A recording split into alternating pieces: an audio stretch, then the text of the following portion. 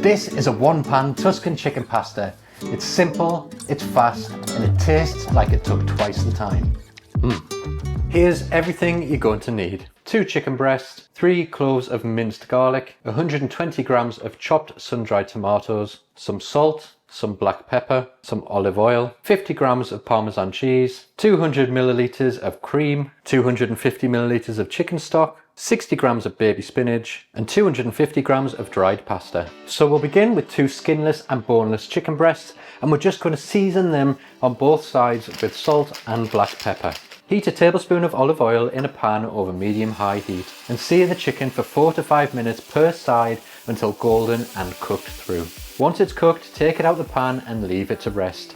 We'll come back to that later to slice it up.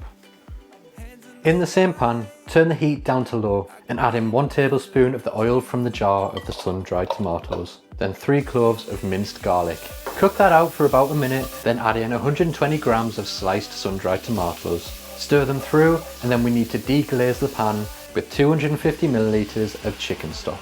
Using a wooden spoon, scrape the brown bit from the bottom of the pan because that's all flavour. Let the stock reduce slightly for a couple of minutes, then add 200 milliliters of cream and bring it to a slow simmer. Don't boil it, just enough heat to warm it through. While the sauce simmers, cook 250 grams of dried pasta in salted boiling water.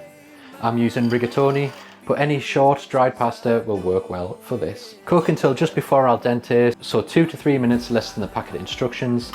Reserve a little bit of the pasta water before draining.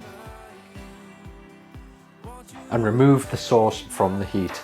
Add in 60 grams of grated Parmesan to the cream sauce and stir until it melts, along with the drained pasta, the baby spinach, and some of the reserved pasta water. And now we need to slice the chicken. Slice it up and place it into the pan.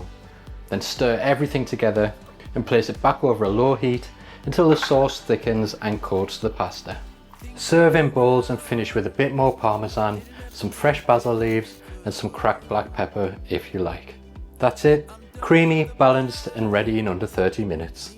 If you do try this one, let me know how it goes. Subscribe for new recipes, and I'll see you in the next one.